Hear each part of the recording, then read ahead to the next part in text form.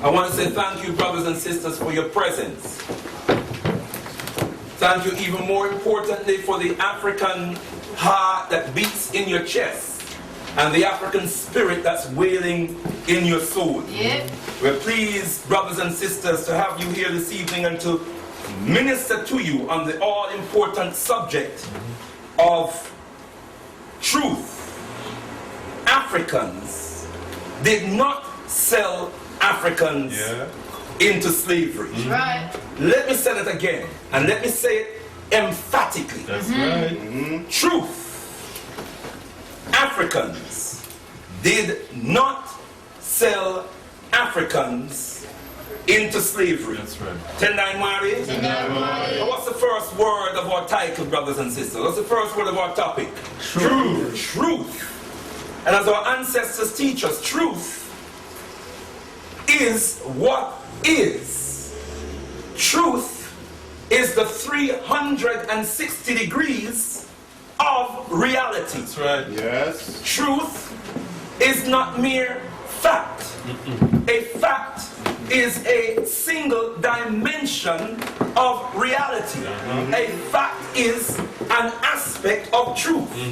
It is not the wholeness of truth. So when we say truth, we are dealing with the 360 degrees. When we're dealing with 360 degrees, we're dealing with wholeness. Yes. We want the complete knowledge of what is. That's right. For truth is what is. When we have a fact, brothers and sisters, a fact must be placed in a context. That's right. Are you with me? Yes. Truth, therefore, holds fact in a context That's right. Yes. that explains cause and effect. Come on, come on. A fact is one dimension of truth. Let me repeat that. So when one says black man or black people killed Malcolm X, that's a fact.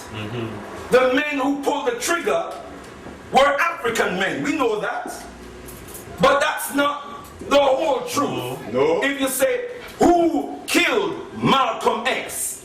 The white supremacist power structure of America killed Malcolm X. Using African men in the process.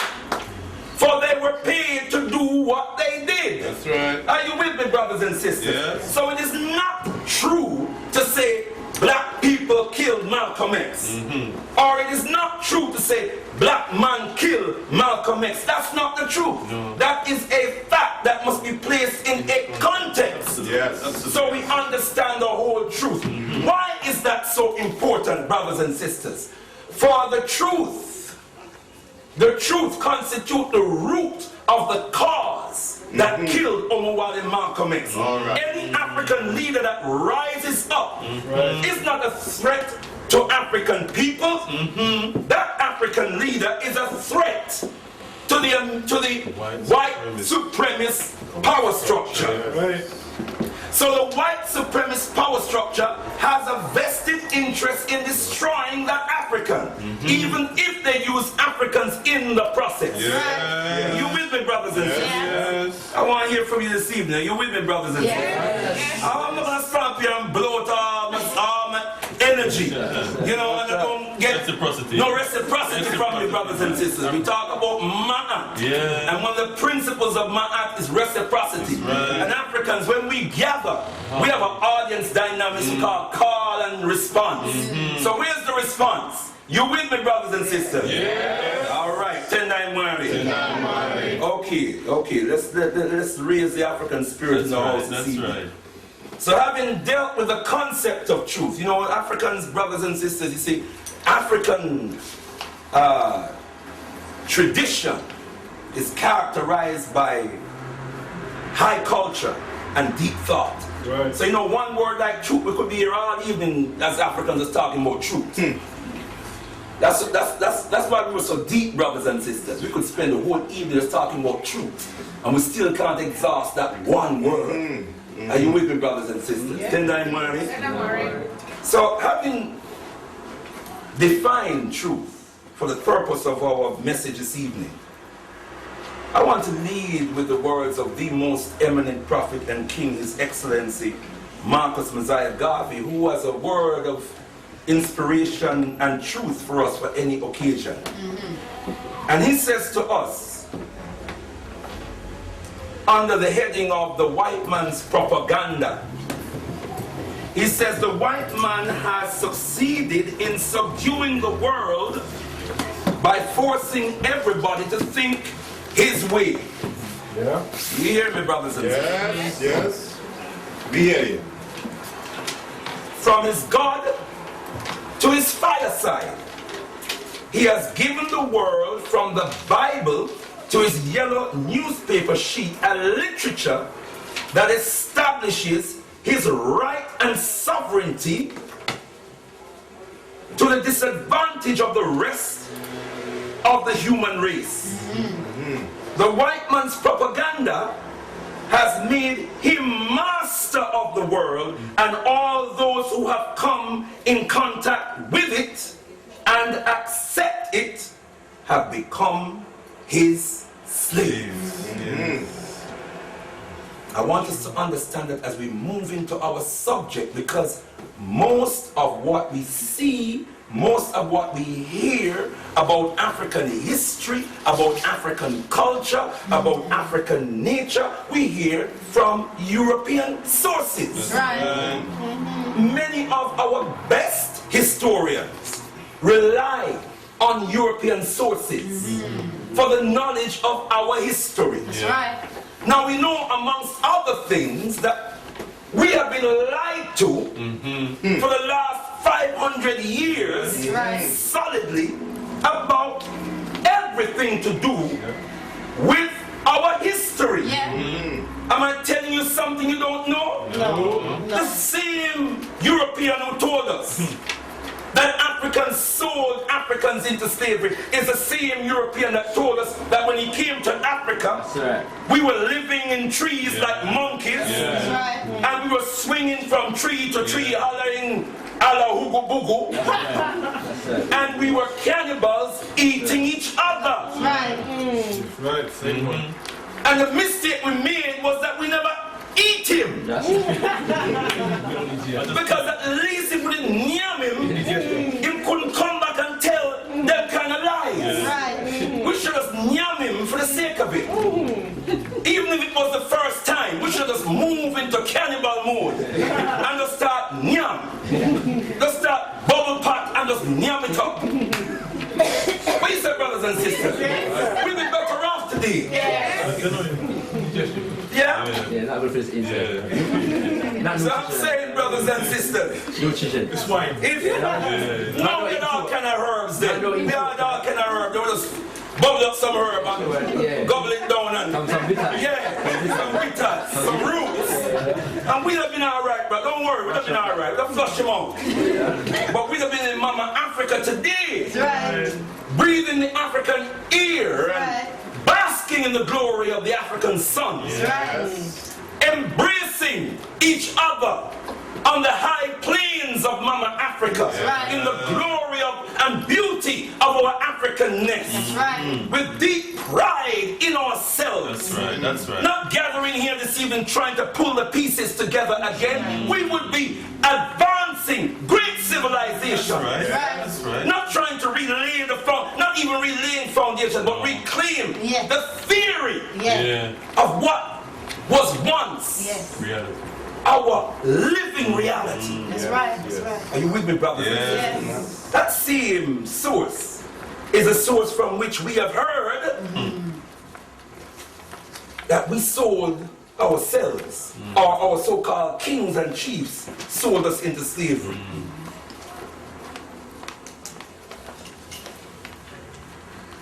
Tonight, Mary, our ancestors say, until the lion learns to tell his own story, tales of the hunt will continue to glorify the hunter. Right. Until the lion learns to tell its own story, tales of the hunt will continue to glorify who? The hunter, not the lion. And that which glorifies the hunter, let us add, vilifies the hunted. Are you with me, brothers and sisters? Yes. Good songs. Truth. Africans did not enslave, did not sell Africans into slavery. That's right. Talk it now. And brothers and sisters,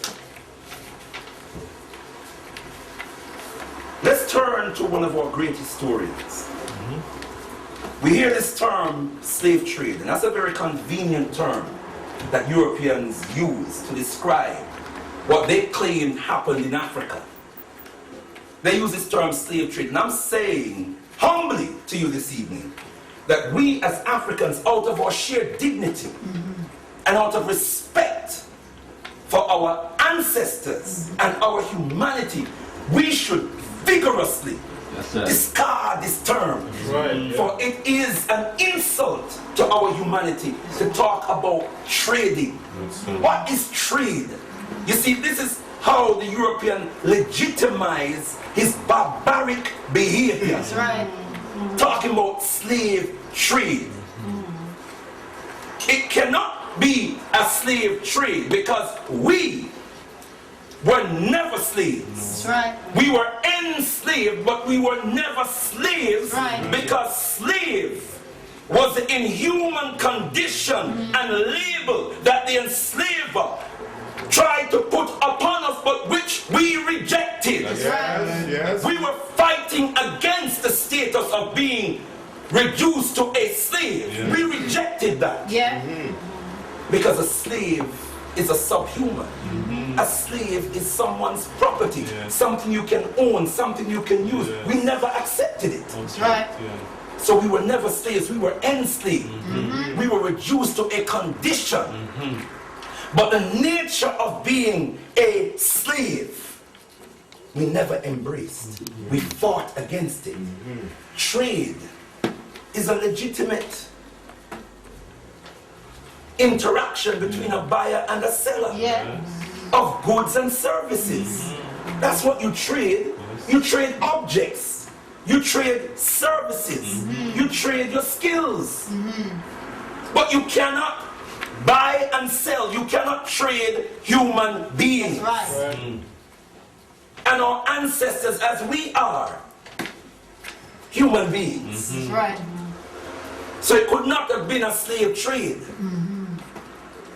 We call this the maafa. Yes. Yes. The maafa. And we're talking about maafa means great disaster or colossal or mass destruction. Yeah. It is a mass destruction that we have been suffering for the last 500 years, and it's still going on today. Yes. And enslavement of our ancestors was part of the history of the maafa. Yes. It was one phase. The phases of the maafa are invasion, conquest, Yes. enslavement, Yeah. colonialism or colonial enslavement, neo-colonialism, which is a new form, a new system of enslavement. Upgrade. And then today we are caught up in a system that they call globalization, Yeah. which is the colonization of the entire globe, the colonial enslavement of the entire globe under European white supremacy. Yes. Is everybody with me so far? Yeah. This is the background to the message. We need to understand this. Yeah. That we are in a very insidious phase of the maafa. The maafa is still going on. It has never stopped. And we are in an insidious phase where for the first time the European continent is more united today than it ever was in history. In fact, if you study our history carefully, we have been able to exploit the tribalism between European tribes That's right, tribe. in order Yeah. to advance our victories through our enslavement. At every stage that we have recorded victory in our resistance against the maafa, we have capitalized on divisions between European forces. The Haitian Revolution is a classic example. Yes, yes. Are you with me, brothers and sisters? The so-called World Wars 1 and 2 is another example. Are you with me? Yeah. So when they are in conflict, we have been able to capitalize on that. They've learned from that, and now they're trying to unite Europe for the purpose of global domination. Yes. And they call it, nice words like globalization. One world. Yeah, one world. What they call it? One government. It's super highway. Yeah. All these nice terms. World community. Yeah, these nice terms, like these ships that they are coming into Mama Africa to enslave us. Ships called the good ship Jesus. Let's start with that one. Ships called blessed assurance. Ships called integrity. Grace of God. Humanity. These were the names of the ships. I said, when these people come to you with a humanitarian project, run like you hear news. Yeah. Pick up your foot. When people smile with you, run like you hear news, brothers, because you're in trouble. 10-9 Mari. Africans did not sell Africans into slavery. Well, who sold the Africans? Who enslaved the Africans? How did Africans come to be enslaved? The starting point, brothers and sisters, if we study the history carefully, and we don't need to look very far, look in the Europeans' own account of history. And we need to ask the question, how did this enslavement, how did slavery begin? How did African enslavement begin? How did the African maafa begin? That's right. And I think most of us know from our studies that the first European enslavers of Africans were the Portuguese. That's right. How did the Portuguese come to enslave Africans? Well, let me help you with this. In fact, let me just back up a little bit. All right. And quote one of our most erudite historians. I like that word. Yeah. A roaring lion. The ancestors talk about the lion telling them one story. Well, we have a lion scholar by the name of Baba or Dr. Walter Rodney, author of the book How Europe Underdeveloped Africa. How Europe did what? Underdeveloped Africa. How Europe did what? Underdeveloped Africa. I don't want to phrase for talking, because I forgot work Monday morning, I forgot face the same background Monday morning. You can't look him in the face, you can't look him in the eye. You understand what I'm saying, brothers and sisters? But we want you keep this video and we keep you safe. We won't say anything, we won't say you were in the meeting this evening, so you can talk freely, brothers and sisters. How Europe what? Underdeveloped Africa. How Europe underdeveloped Africa. Not how African kings underdeveloped Africa. No. Not how African chiefs underdeveloped Africa, but how Europe underdeveloped Africa. And part of the process of underdeveloping of Africa, when we read the book, was the enslavement of African people. Now he says, in the said book, the process by which captives were obtained on African soil was not trade at all. It was through warfare, trickery, banditry, and kidnapping. It is essential to realize that one is measuring the effects of social violence rather than trade in any normal sense of the word. The question we need to ask is, how did the enslavement of Africans begin? Who took the decision to enslave Africans? And where was that decision taken? We know the Portuguese were the first to enslave the Africans. And we learned from our studies that in 1442, the year when the first Africans were kidnapped, and let us understand this, we were kidnapped into slavery. This event was preceded by Pope Eugenia granting absolution to the Portuguese seamen at the behest of Prince Henry of Portugal, a European prince, so-called, a European royal subject. So that you have here an agreement between a European royal subject and the Pope, making a decision. He asked the Pope permission. He didn't ask an African king in Africa. He's in Portugal, in Europe, speaking to the Pope in Rome. Can I have permission for my seamen? Can I have your popely absolution? That means forgiveness of sin. Can you forgive the sin that my seamen are about to commit? For you are the vicegerent of God. Right hand, man. You can have a word with God. That's right, and work it out. And work it out with God. That's so nicely. God brethren. Yeah, that's right. That the laws of morality can be altered so that we can enact this vicious deed. What is indeed the worst crime ever to disgrace humanity? Let's be clear about that. Not the Jewish Holocaust. Not the Jewish Holocaust. But in quality and quantity, we're talking about the worst crime that has ever disgraced human history. That's right. Yeah? No doubt about it. Then you have in 1452, I'm going to give some dates, brothers and sisters, so be with me. 1452, Pope Nicholas V gave permission to King Afonso of Spain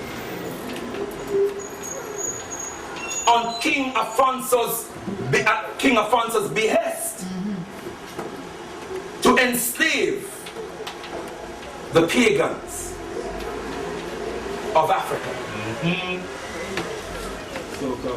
Once so-called pagans, quote unquote I should say. Once again, permission is given by the Pope to a monarch, a European monarch, to enslave Africans. 1455,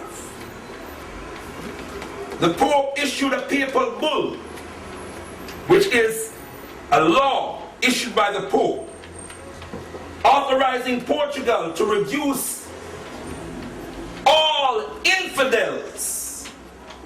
infidel people to servitude. This is the Pope in Rome giving Portugal permission to reduce to servitude all so-called infidel peoples. I want you to listen, brothers and sisters, to the language, to the characterizations of our ancestors. Let me back up a little bit.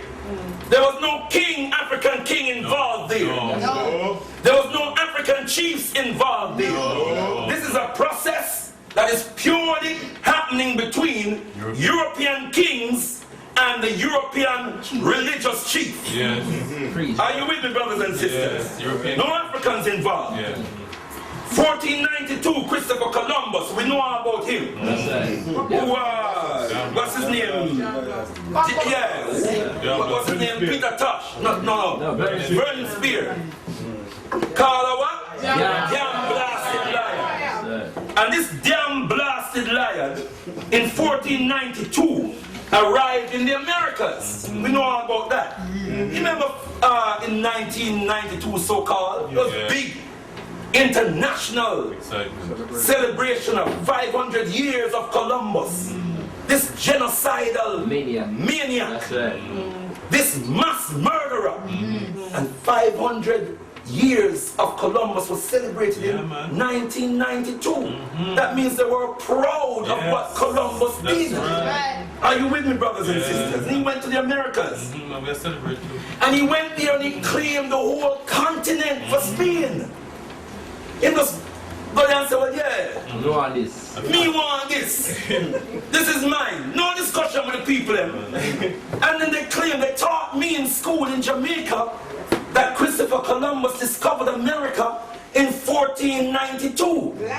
Think about the genocidal mentality that would claim to have discovered somewhere where you go and see people already living, the contempt for other human beings.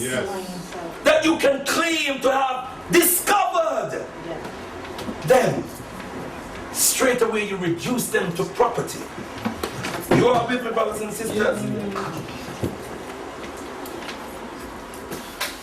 The Portuguese now challenge the Spanish on the basis that the Pope had already given them, through the papal bull, had already authorized them, not the Spanish, to reduce the servitude of all infidels. So they challenged the Spanish.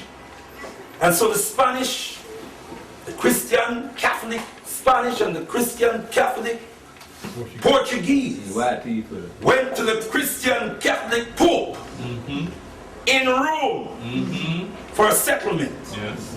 1993, Spain and Portugal. 1493. Spain and Portugal took their dispute to the Pope. And what did the Pope do? Split as a map, dear brothers and sisters, drew a line down the center of the map of the world and gave the west to Spain and the east to Portugal. There's no discussion with the people. I want you to see the mentality that's at play here, brothers and sisters. No discussion with the people going on here. This is happening between European forces. No African kings involved. Nobody called up an African and say, oh, yo, I want give me a land. 13 million square miles, the richest land on the face of Mother Earth. Go and give that to Portugal. Nobody discussed anything. And then the African kings and then the African chiefs. This is taking place in Europe. Among European forces, brothers and sisters. Yeah? And then this was eventually settled, when the Pope apportioned a part of the southern America called Brazil and gave that to the Portuguese. And the Portuguese was eventually happy with that, with them greedy self. Happy with that. But there were no African kings, and in fact, there were no so-called Native American kings or chiefs involved here either, brothers and sisters. Then in 1497, the English joined the rat race, brothers and sisters. That frenzied scramble for other people's territory. The British threw themselves, the English rather, threw themselves into the rat race when they arrived in North America. Then you had France and Holland who followed, brothers and sisters.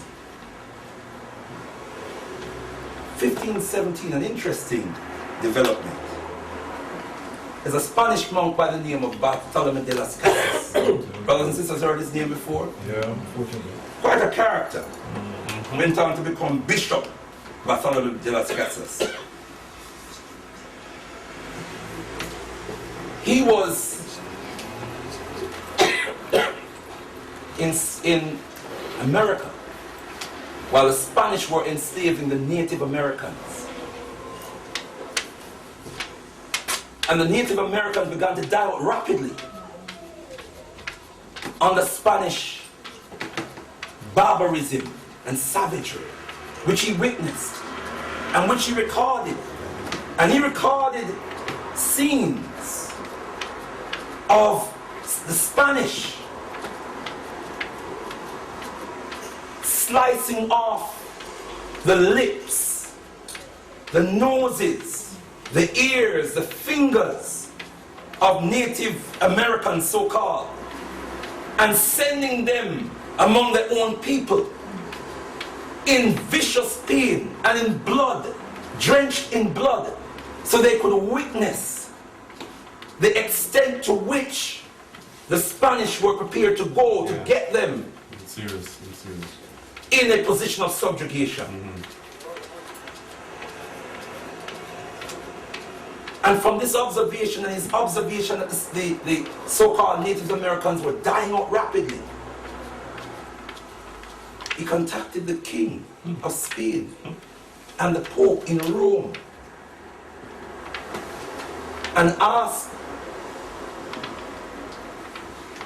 that the enslavement of the Native Americans cease because they were dying out rapidly, and that they should replace the Native Americans with Africans, because the Native Americans have souls, but the Africans had no souls to save. So this vicious evil deed that we are doing to these Native Americans, it was too much. Yeah. For them, yeah, the khaki. The genocide, the bloodshed, the barbarism was too much for human beings. Replace them with Africans, because Africans are less than human. Africans have no soul to save, so it will not be a burden on our conscience. 10-9, Marty? Okay, brothers and sisters, let me just speed up. Then we had in 1562 Queen Elizabeth I of Britain, who authorized John Hawkins to engage in the trafficking of Africans from Africa. I must say again, brothers and sisters, there were no African kings involved. This was an agreement between a European monarch, a British monarch, and a European pirate, so-called merchant. No African kings involved. She gave him 2 ships to facilitate the process. She gave him 2 ships. One called, and you know what the name is. What's the name, brothers and sisters? The good ship Jesus. And that good ship Jesus, brothers and sisters. And the other ship that she gave him, she supplied him also with 100 seamen, armed seamen, to facilitate the trafficking of Africans from Mama Africa. These are decisions that are being taken, understand this, without any Africans involved. Yeah. Now I want to ask us, brothers and sisters, what was the mindset of these Europeans when they left Europe? They left Europe armed to the teeth, with guns, Yeah. with cannon, Yeah. with chains, chains to fit human necks, That's right. human ankles, ankles, the one them down there, son. Human wrists, yeah, muzzles to fit human heads, not for horses or cows or donkeys, but for human beings, all manufactured in Europe. None were manufactured in Africa. They went with ships built in Europe, purpose built, Yes. purpose built, Yeah. with dungeons at their bases, Yes. dungeons designed for captivity, Yes. dungeons designed for human captivity by the hundreds.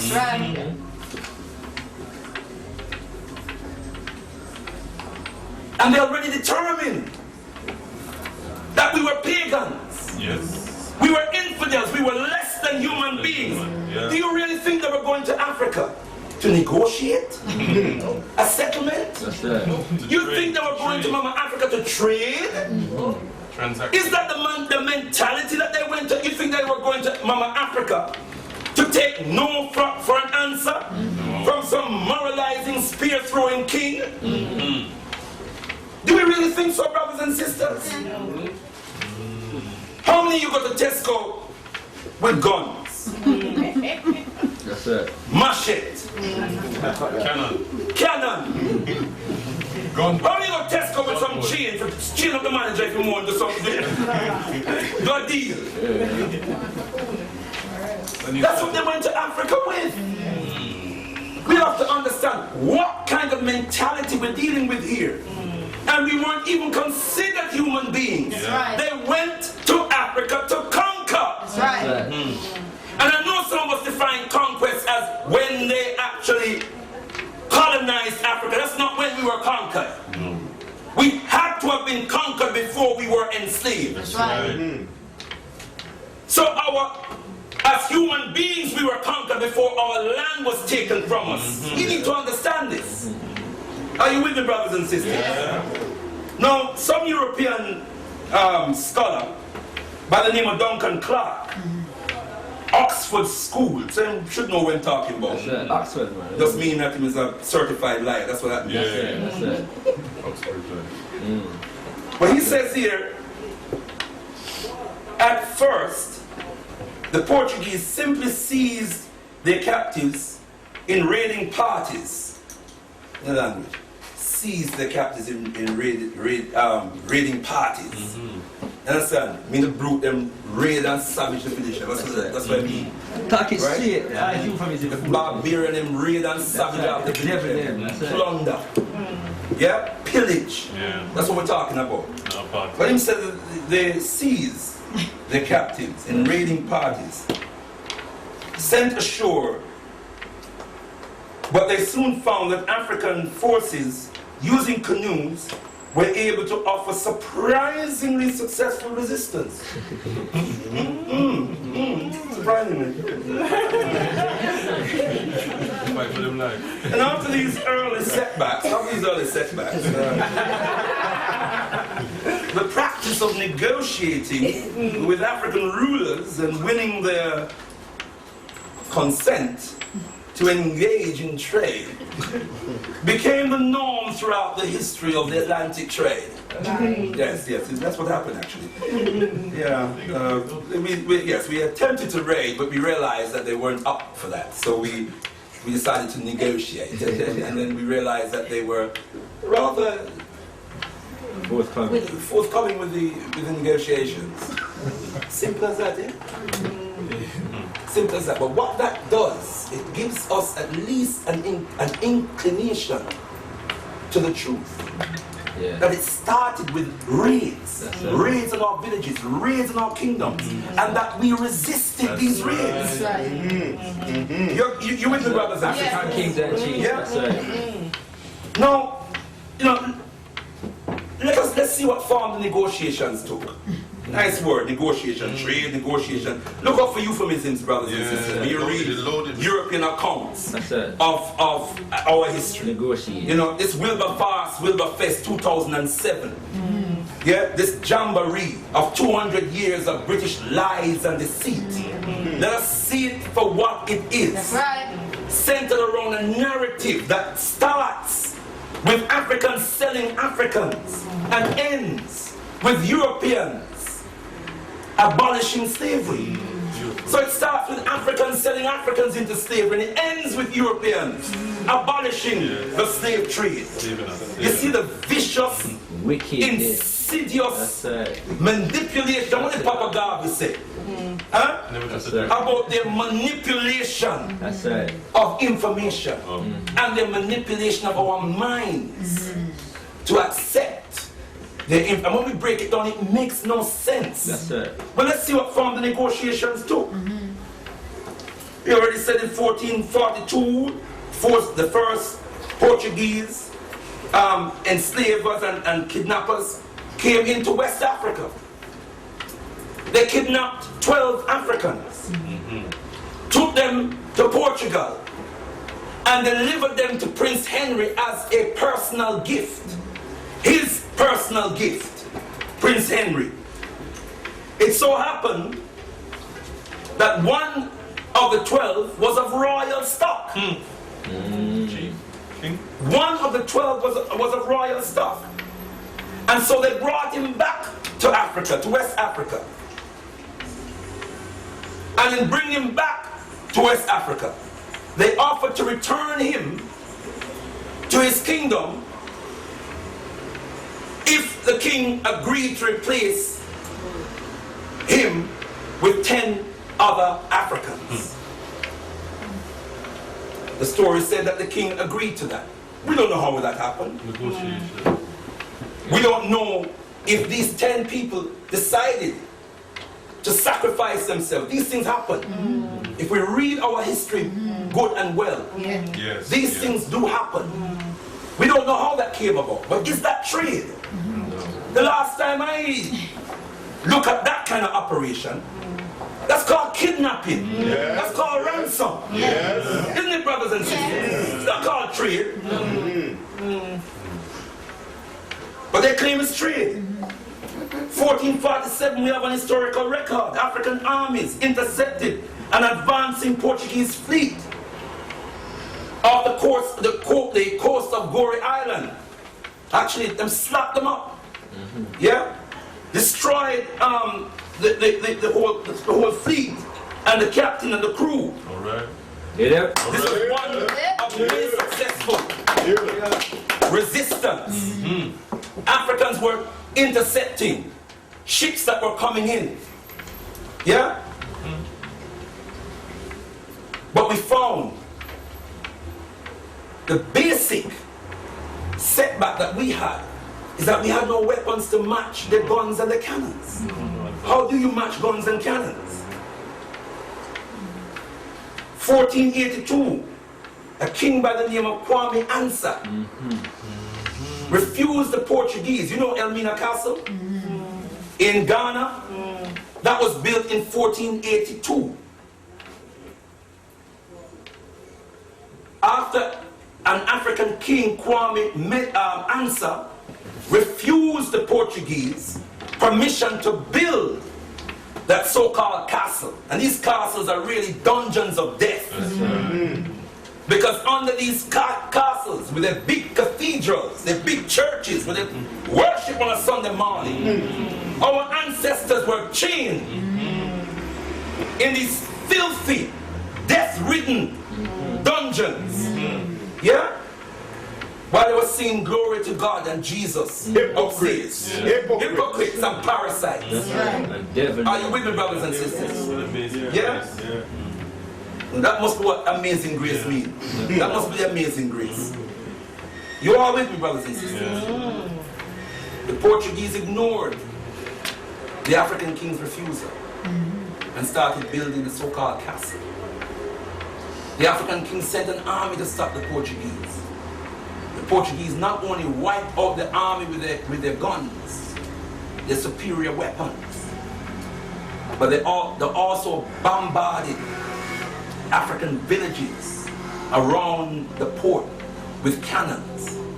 You've heard of the term gunboat diplomacy, where they would line up their fleet of ships along the coast and just discharge cannons after cannons into our villages to destroy our villages. This is what they were doing, brothers and sisters, when they came to our motherland. 1488, the Portuguese arrived in Bokongo. So they moved now down to Bokongo, the center of Mama Africa. The Bokongo kingdom was a rich and flourishing empire, in fact, in Bokongo.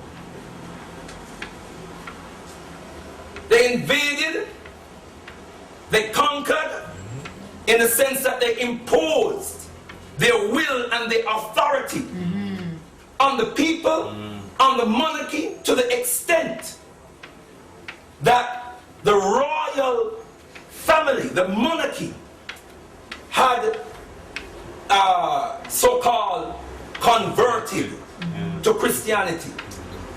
The king, Nzinga Vemba, King Mvemba, changed his name to Dom Afonso, a dumb thing to do indeed. But consider the pressure that he was under. They had the missionaries, but they also had the military. So between the military and the missionary was there to conquer the mind and the military to conquer the body if the mind would not be conquered. So whether out of genuineness or as a strategy of survival, Dom Afonso accepted or appeared so to do the Christian religion, banned African spiritual practice in the kingdom, and sought to do everything that he was required to do by Portugal. He would send some of his people, including members of his royal family, to Portugal to learn Portuguese, to learn Christianity, to train in the priesthood. Train in the priesthood. And bring back the finer things of Portugal in order to civilize what was already civilized. Are you with me, brothers and sisters? Yeah? But he found that the people he was sending were not coming back. Members of his family were not coming back. He found that people were going missing from his kingdom. So even though he was sending people, people were going missing from his kingdom. Then he realized that his people were being kidnapped, captured, trafficked away. And so he spoke Portuguese, he wrote Portuguese. And he wrote a letter to the King of Portugal. In 1526, he wrote this letter, and I quote an excerpt from the letter. He said, now this is an African king now. He says, Portuguese merchants daily seize our subjects, sons of the land and sons of our noble vassals and our relatives. They grab them. This can be found in the book The West and the Rest of Us by Chinwezu. The West and the Rest of Us by Chinwezu. They grab them and cause them to be sold. They grab them and what? Cause them to be sold. They grab them and what? Cause them to be sold. Who grabbed them and caused them to be sold? Portuguese merchants grabbed them and caused them to be sold. And so great, sir, is their corruption. Is there what? Corruption. We can't hear it. Is there what? Corruption. And their licentiousness. Their what? Licentiousness. That means to them sexual nastiness. Yeah? Them depravity. Right? You with me, brothers and sisters? That our country is being utterly depopulated. Being utterly what? Depopulated. What year was this? 1526. 1526. This is almost at the beginning. Truth. Africans did not sell Africans into slavery. That's what we call you here to tell you this evening. That's right. And this is one of many exhibits that we can hold up as evidence. Listen, good brothers and sisters. This thing burns me to the core because it has wreaked havoc in the relationship between our people, Africans from the motherland and Africans from the Caribbean. Because we have this misconception that our brothers and sisters from the motherland, these are our brothers and sisters. These were mothers and fathers who lost their sons and daughters. These were brothers and sisters who lost their brothers and sisters. Grandparents who lost their grandchildren.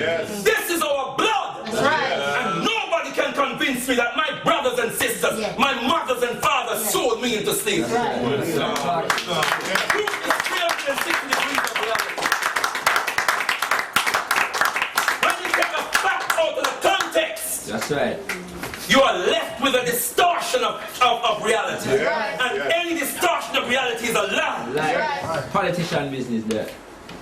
Politics, that's probably called politics. The licentiousness that our country is being utterly depopulated. We beg of your highness. We what? Beg. Beg the man come and put his knees now. Because we know you have big gun and cannon. And I want a real thump in your heart in the mouth. I can't thump cannon. You understand? That's right. So, I beg you.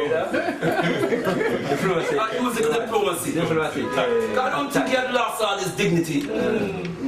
I wouldn't write a letter like this. Yeah. That's it. But the cannon thing, that cannon thing when they drop all in the middle of the village. That's right, yeah. Yeah, some damage. It does some serious damage, so we beg you, Yeah. Your Highness. Him really want to see your heinousness.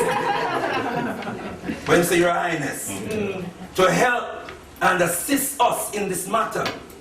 Because it is our will that in this kingdom of Congo there should not be any trade in slaves nor market for slaves. Let me read that again. Yeah. Talking. Let me read that again. Come again, come again. Please do. It is our will that in this kingdom of Congo there should be not be any trade. Should not be any what? In slaves. In what? Slaves. Nor market for slaves. I don't want nothing to do with this. That's right. I don't want the people to be kidnapped. That's right. I don't want the pretensions of buying and selling human beings from this kingdom. That's right. What do you think was the response of the Portuguese? Oh, Your Highness, I realize that we've utterly depopulated your kingdom and it was rather naughty of us. We'll leave tomorrow morning, 5 o'clock. Do you think that was the response? No, it wasn't. They just brushed him aside. That's right. Bump on. They just brushed him aside. Same thing with his descendants who tried to resist. They brushed him aside. I wanted to share with you, brothers and sisters, just an excerpt from, there's so much to this story. I'm trying to think what to leave in and what to take out. Bear with me because I don't want to go on too much longer because I want to leave some time for some discussion. But I want to share with you to give you a flavor of what was happening in our beloved motherland when these savages came there in the 1500s and 1600s, what they were doing in our motherland. From the book Black Holocaust for Beginners by S.E. Anderson. It says by the late 1600s, European slave traders had become the scourge of Africa. Become what? Scourge. They would travel up key rivers like the Gambia or the Congo and raid villages. Do what? Raid villages. Not trade. Not trade. And kingdoms. They would overwhelm the villagers with their cannons and rifles. They would attack at dinner time or just before sunrise. So either when we're eating or when we're sleeping, they will attack. When we're at our most defenseless, strategic, they will attack. They would set fire to parts of a village and force men, women, and children to run from fear of being burned to death into their own captivity. Many villages and kingdoms set up lookout posts a mile or two from the villages or city-states. So they would lookout posts set up. Sentries trained themselves to see in the dark like panthers. Some developed the ability to smell a group of white men from afar. Remember in no, because we know them at all. I know you have to go work Monday morning, but you know what I'm talking about. Come on! Yeah? And I'm telling you! You know what I'm saying?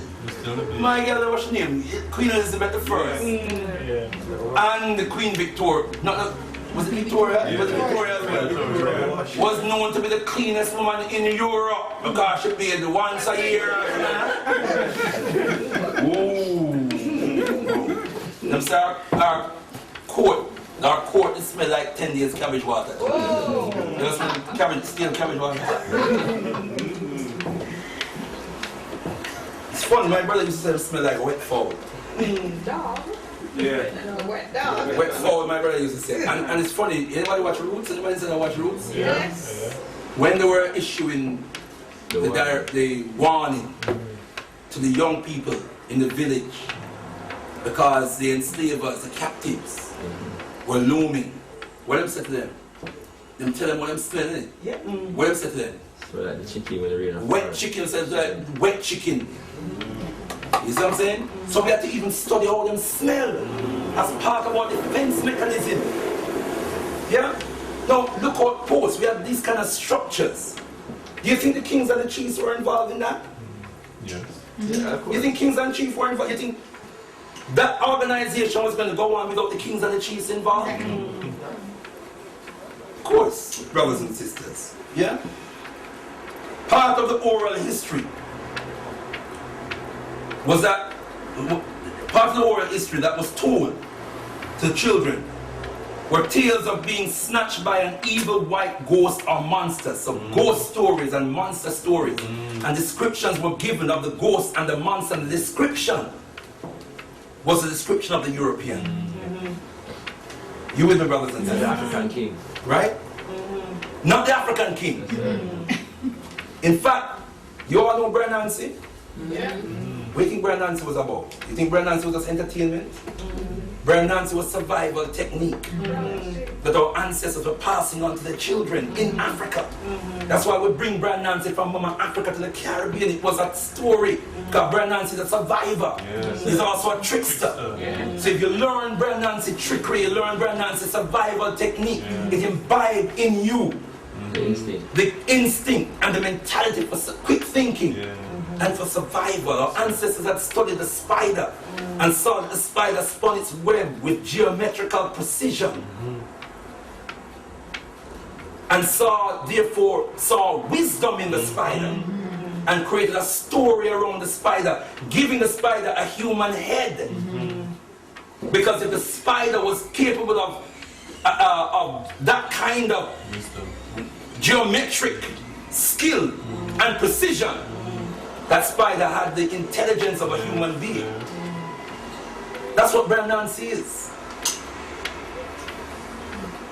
It was also a symbol to our young children to know that you may have to go down on your all fours or your all eights if you like. You may have to reduce yourself to the level of a beast to survive this. That was the wisdom of our ancestors. Our ancestors planted seeds in the here, so that if the children got caught or the young people got caught, wherever they go, they would be able to plant that seed and so eat the food of their motherland. That was the depth of organization that was going on in Mama Africa. Yes. We didn't just sit down and just sell so That's right. 300 million, 100 to 300 million just sell so. That's right. Just give up. We didn't do that, brothers and sisters. We resisted and we fought. That's right. Tendai Mari. We move on, brothers and sisters. All over Africa, mothers and fathers made it their duty to warn their children not to stray too far from them, even when they were out working in the fields and hunting or traveling from village to village, because that's when they were most vulnerable. You remember Roots when Alexander gave us a symbol of the so-called slave catchers. They had Africans catching Africans, yes they did. But they had Europeans in the background with guns, presiding over the process. And if those Africans didn't do what they were meant or told to do, then they would wipe them out. Simple. And replace them with someone who understood the diplomacy of the gun. And so it was with the kings and the queens and the chiefs. Yes. There were those who resisted to the death. But there were those who gave in. And some brothers and sisters gave in not because they wanted to, but to restore some semblance of peace. Trade instead of raid. Because villages were constantly being raided. There was no peace. There was no harmony. There was no stability. And for some, the only way they were going to restore any semblance of order in the kingdom or the nation was to negotiate. Can you understand that, brothers and sisters? And it's in that context that we are being accused. African kings and chiefs are being accused of selling their people into slavery.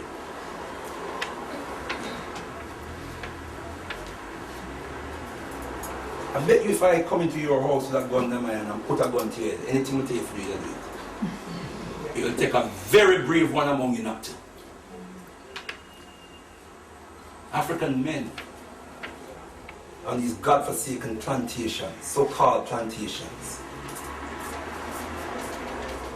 these forced labor camps, took their wives to the master, for the master to have his way with her. Are we going to say African men were responsible for selling their women to white men to rape them? African women, African mothers took their daughters at puberty. That was a system. That was the institution of the maafa. That's it. A mother knew that when her daughter got to a certain age, the master would want to exercise his right.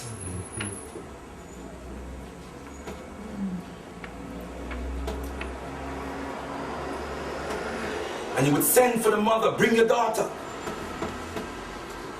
And that mother would fix up that girl. Because she had gone through the process herself.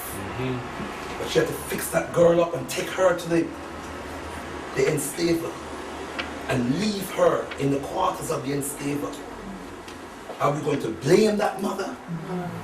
Say African women gave their daughters to white men to rape them? That was what we were reduced to in captivity, brothers and sisters. Truth is 360 degrees of reality. Don't touch it if you don't want to deal with it. If you don't want to deal with the context, don't even discuss the issue. That's right. You have to understand the context. This is, but some of them did it out of greed. In that same book, African Holocaust for Beginners, it tells you that some women had been so, even in Mama Africa, even before we came to the plantations, some women were so debased, some women were spiritually and mentally conquered, that they stopped fighting. And their method of survival was to prepare themselves to sexually allure the invader, the enslaver. That gave them some semblance of negotiation. They said many of those women died shortly afterwards. They didn't live very long. It was such a violation of their being.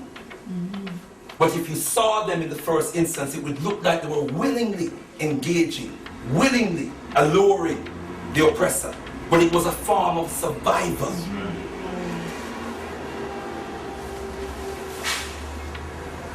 We do ourselves a grave injustice, brothers and sisters, if we allow them to continue to perpetrate this fraud, to perpetuate this myth. Queen and Zinga. We all know about Queen and Zinga. Here now.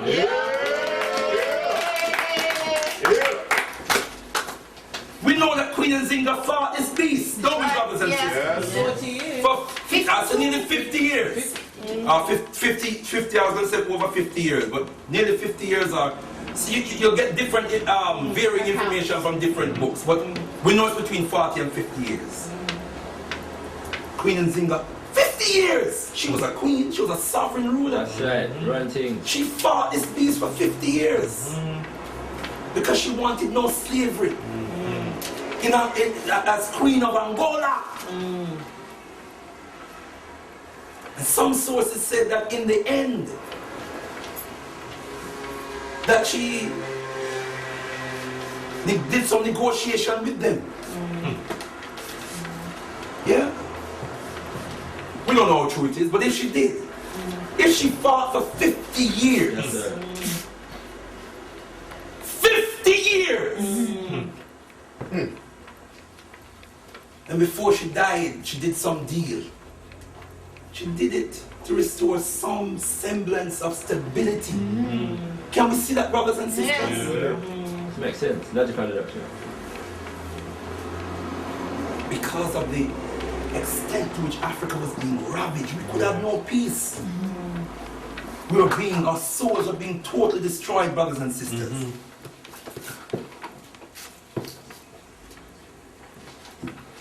Can we just for a moment think of the mass chaos and the mass trauma, the ruin that was taking place in Mama Africa? We need to understand, brothers and sisters, that many of those Africans in those dungeons, so-called below these so-called castles, were kings themselves, queens themselves, or members of royal families. Nanny of the Maroons was of royal stock. Nat Turner was of royal stock. There's a King Jaja of Opobo. Opobo. Opobo. Nigeria. That's correct. Who was enslaved in the Caribbean, either in Trinidad or St. Vincent. St. Vincent. You do that with you. There was Daga, King Daga, and most of these are kings and queens who led uprisings on plantations in the Caribbean. Yes, sir. Some of the kings who had acquiesced to the pressure and engaged with the kidnapper in the so-called trade were themselves captured and enslaved. Are you with me, brothers and sisters? That was the context in which the enslavement of our people. Let me just read a little bit, and I'm going to round off shortly, brothers and sisters.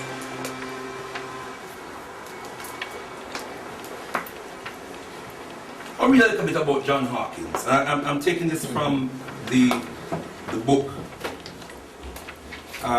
Introduction to African Civilization by John G. Jackson.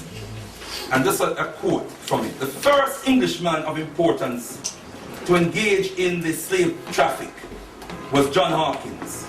Hawkins started out by assembling a fleet of 5 ships, which was soon augmented by 3 more.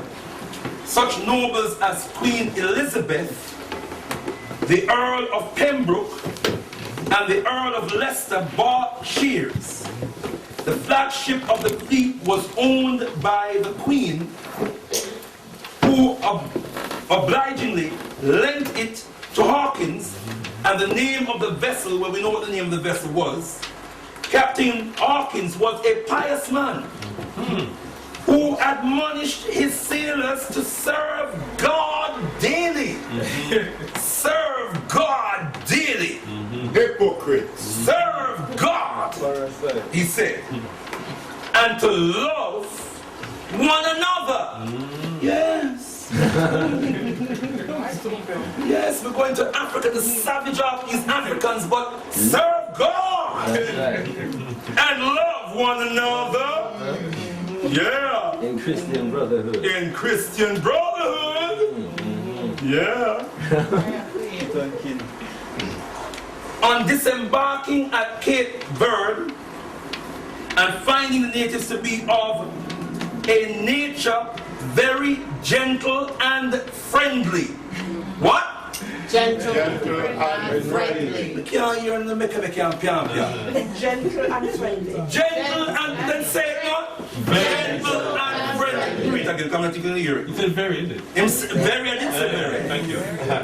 Very gentle And friendly, we're going to read it again still. All right. On disembarking at Cape Verde and finding the natives to be of a nature very gentle and friendly.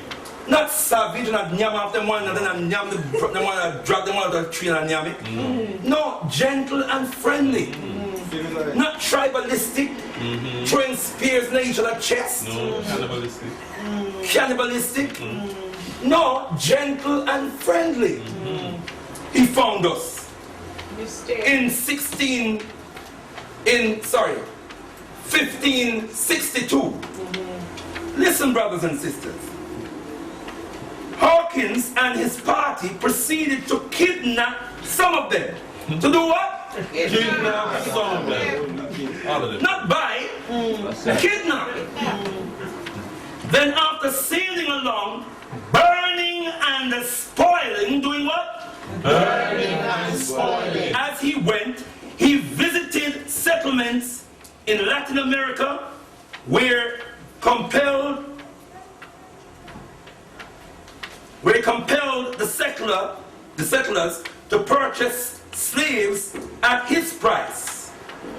Sir John Hawkins was rewarded by a grateful sovereign for granting a coat of arms consisting of demi-moor in her proper colors, bound and captive as a fighting token of the new lucrative trade which he had opened to England. So Queen Elizabeth I was so proud of him. That's it. John Hawkins, this wicked, evil beast. Devil. This is a context, brothers and sisters, in which Africans are accused of selling Africans into slavery. But the main thing I want us to remember, as I summarize, as I close, and as we reflect on the words of the most eminent prophet and king, His Excellency Marcus Messiah Garvey, the white man's propaganda has made him the master of the world. And all those who have come in contact with it and accept it. Not just come in contact with it, you have to accept it. You're not Accept it. Have become his slave. We are too quick to accept the white man's propaganda.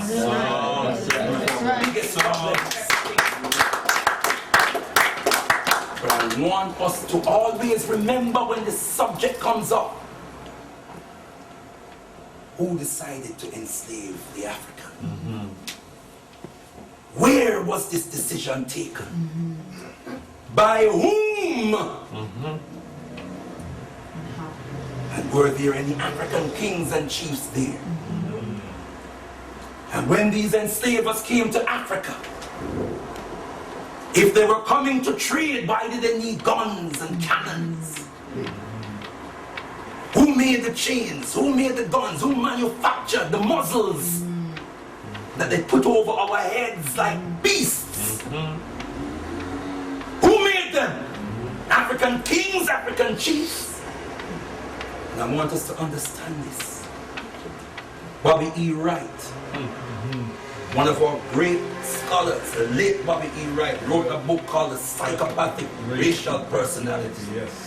And he tells us in that book that our relationship with the Europeans, let me back up a little bit, the Europeans' behavior towards the African carries all the symptoms of a psychopath. And our relationship with the European is like the relationship between a psychopath and its victims. Where the psychopath manipulates the victim so extensively that the victim loses their sense of self, their sense of character, their personality. They have no identity anymore, and they completely consume the identity of the psychopath. And I fear that we as a people have been reduced to that. And we have to heal ourselves. That's right. Yeah. Yeah. First, brothers and sisters, we need to learn to think outside of the box. That's right. We need to create, brothers and sisters, our own vacuum within which we are going to fill with our own philosophy, based on our own worldview, our own codes of intelligence. No people are going to willingly, no king, no chief, no ruler is going to willingly sell 300 million of our people into slavery and totally allow their village to be ravaged. And we have to understand the relationship between the Africans, the African kings, and these invaders was one of conquest. That's right. Look at Africa today. Yes, we have African leaders in Africa colluding with the enemy, but we've also seen upstanding leaders and rulers, brothers and sisters, like Kwame Nkrumah, Patrice Lumumba, Dedan Kimati, Steve Biko. Some of them cut off in their prime. In fact, nearly all of them cut off in their prime. Amilcar Cabral, Sankara. We've seen so many of them, brothers and sisters. That's the same thing that was happening 500 years ago. The African kings and chiefs who would not cooperate were simply blown away. Yasantewa fought. You know, the Ashantis fought the British for 100 years. Yeah. From 1800 to 1901. Fought them vigorously to resist colonial enslavement of Ashanti land. Yasantewa, one of the greatest leaders, warrior queens that we've ever seen in Mama Africa. Eventually she was captured and she was banished. Look at the wicked and vicious deeds that they've done in Africa to our people, the Zulu people, Xhosa people, Khoikhoi, the Shona, the Herero people of Namibia, the Shona people, the Ndebele people, the Kikuyu people. These are all nations, not tribes, nations of Africa. The Buganda people. And they've wiped out millions of our people across the African continent in order to impose their will upon us.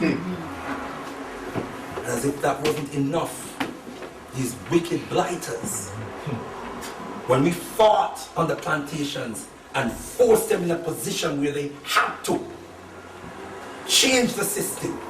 And that's all they did, brothers and sisters. They transformed the slavery system. Slavery, as we know it, was a private enterprise, so-called, in business terms. So individuals could own individuals as property. Colonialism was simply the nationalization of a private industry in economic terms. It was a national, coming to that, my brother, it was a national transforming a private enterprise into a national industry. So now the government owned the nation rather than individual Europeans owning individual Africans. Government, European governments were now claiming ownership of African nations. So everything, land and people and resources became the property of the government. They moved from removing Africans, taking the Africans out of Africa, so-called slave trade, and trafficking us across the Atlantic into the Caribbean, to conquering African land, taking the land from the African and enslaving the African on the land. And as our brother mentioned, 1884, the Berlin Conference. That's where you're going, right, brother? 1884, 85. When Europe sat down, including Britain, this beast. Yes. That's jumping up with our 2007 Jamboree. That's right. In 1884 was one of the main culprits around that table with a map of Africa. Yeah. No Africans there. No. No African kings. No African chiefs. No. Nobody was talking to us, but they were deciding our fate. That's right. No Africans present. And when they decide our fate, they go into Africa. And if they can find ones among us who are coward enough, or weak enough, or frightened enough, or conquered enough to collude, That's right. those are the ones they work with, those are the ones that they arm, those are the ones that they empower. That's right. Patrice Lumumba would have been alive today. Yes. And I'm telling you, it's a greater spirit. In terms of an African leader, Nationally. Kwame Nkrumah was great. But if you study the spirit of Patrice Lumumba, if you study the spirit, that man went down into the bush. He transformed so much within a 3-year period. That's He went to the bush and sat down with the elders, and he came out, he was a different animal. A different African. You understand what I'm saying, brothers and sisters? And they wiped him out in no time, because in his inaugural message, they were so afraid of him because he had transformed so much. In his inaugural, on the day when he was supposed to have been inaugurated as president, Belgium didn't schedule him to speak. So he got up and took the mic. And he spoke. And he said, look, the colonization of the African continent was nothing less than the domination of the white man over the black man. He said the time for aping and monkeying the white man is over. That's He it. stretched out his hands and said, come my people, let us show the world what Africans can do when we work in freedom. And after that, all hell broke loose. Because the Congo was a strategic. Study the Congo. Yes, sir. Study Patrice Lumumba and see what these people did to us. Understand, brothers and sisters, they didn't do it to them, they did it to us in Africa. That's You right. understand me? That's it. That's it. Study Ghana and what Kwame Nkrumah was planning for our people in Ghana. That's in the name of the most eminent prophet and king, His Excellency Marcus Mosiah Garvey. That's right. And study the conspiracy That's right. that involved Britain at the core. And how they toppled was a British Major General Alexander involved in toppling Patrice Lumumba in the Congo. And Britain was integrally involved in overthrowing Kwame Nkrumah. This is just a repetition or a continuation of what was happening 500 years. That's why I'm talking about it now. So you understand the context. Because truth is 360 degrees. Africans, let us reclaim our wisdom. Truth is 360 degrees of reality. Don't touch it if you don't want to deal with it. That's right. If you don't want to deal with all of it, don't touch it. That's right. But if you're going to deal with it, deal with it 360 degrees. That's right. And when these blighters come to you, let them deal with it. Present them with the facts and the information that represents the context in which all of this wickedness took place. That's right. That's right.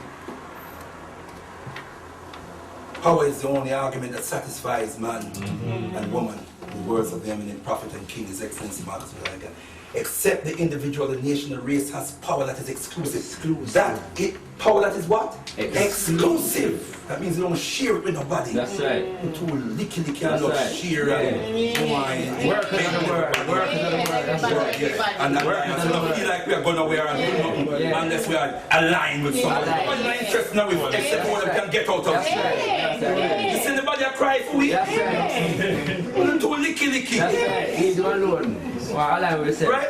Except the individual nation race has power that is exclusive. Right. Right? Someone who want to go home no can use the word exclusive. Because we can't rendezvous. That's right. And no one rendezvous. That's right. And they love rendezvous too much. But rendezvous get with. That's right. Everybody rendezvous with me and take what they want and run with it. That's right. And run with it. Yeah. That's right. Now run, you fool, and gone with it. That's right. You understand? Except the individual national race as power as exclusive, that individual national race will be bound by the will of others who possess these great qualifications. The African must get power. Power of every kind. Power in industry. Power in science. Power in education. Power in politics. That kind of power that will stand up so that other nations and races will see, if not feel. And so, brothers and sisters, we have to understand that the government of this country is posing with its Wilberforce 2007 because we have raised the issue and have maintained the issue of reparations. Here's what you owe.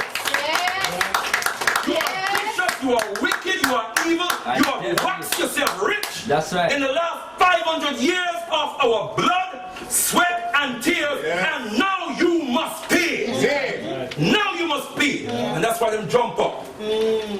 But understanding, no people have got reparations. People have got reparations, but not. No people have got reparations set from a position of power. That's right. We will get our reparations, but it will be from a position of power. So I urge you, brothers and sisters, in the words of the most eminent prophet and king, His Excellency Marcus Messiah Garvey, reclaim your power, because that is the only way we can heed this command to rise. Rise. Rise, you mighty people, for you can accomplish whatever you will. Thank you very much, brothers and sisters.